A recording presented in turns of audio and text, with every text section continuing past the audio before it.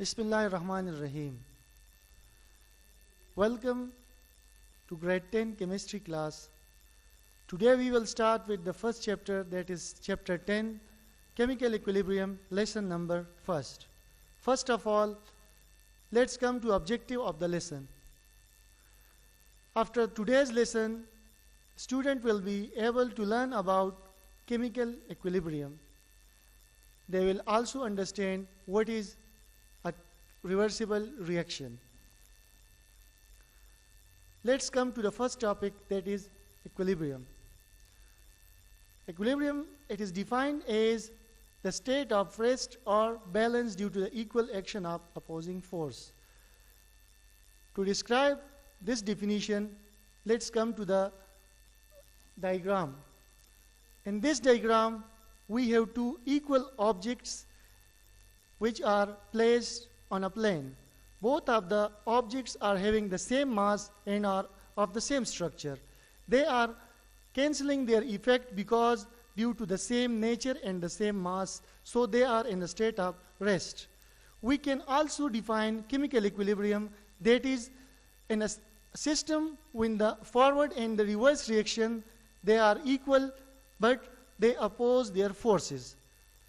In other words, chemical equilibrium can also be defined as a stage when the quantity or the concentration of the reactant and product is unchangeable with the passage of time. The reason behind it is the forward and the backward reaction have the same rate. Now let's come to the representation of chemical equilibrium. Scientists have different opinion for the representation of a chemical equilibrium. They use a bidirectional arrow which tends to direct from left to right. Similarly, it is also having a direction from right to left. In this type of reaction, the reactant A tends to form a new compound which is B. Similarly, the product B tends to go and form the reactant again. So it is a two-way representation of a chemical chain. To explain chemical equilibrium, let's consider the following example. It is our general observation that we use sodium chloride or table salt in our life activities. Generally, in summer days, we use it to overcome the deficiency of salts.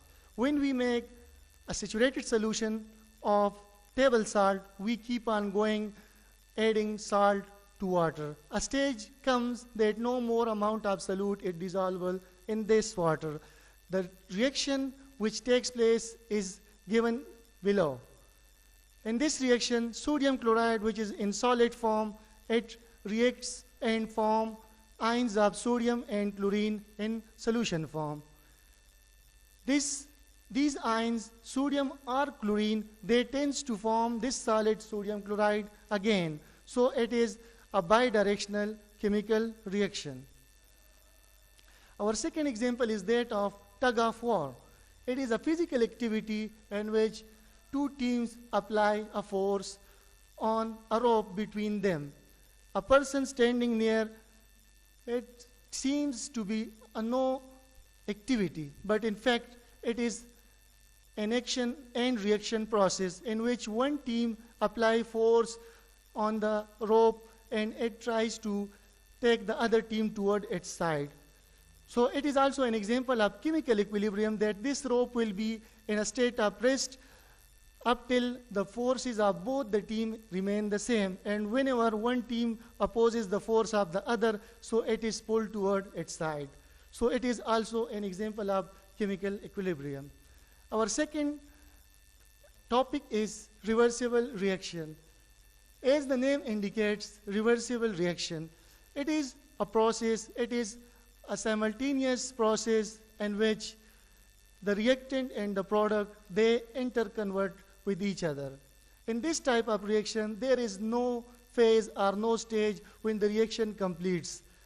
In this type of reaction, the product reacts to form the reactant again. So it is a continuous process, and we can say, as the name indicates, as this is a process which carries on until the reactant is consumed. Now we will consider two examples of reversible reaction. For this purpose, we will consider weak acid and bases. When they react, they form different chemical. For example, carbonic acid is added to water. This carbonic acid, which is a weak acid, it tends to form hydronium ion and carbonated ions. If you see the reaction, it is from left to right, that is an arrow which is indicating the forward reaction. Similarly, the product also show from right to left the direction of the reaction is carrying again, that is the reactant are formed again by the product. The second reaction is that of nitrogen tetroxide. In this reaction, nitrogen tetroxide is broken down into nitrogen dioxide, that is from left to right. Similarly, the product nitrogen dioxide tends to form nitrogen tetroxide again. So it is also a bidirectional chemical reaction. At last, students, we will consider a home assignment or task for you people. There is a chemical reaction that is of formation of ammonia gas.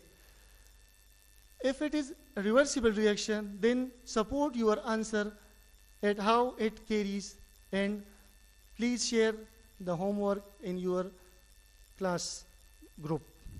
Thank you for watching. Goodbye.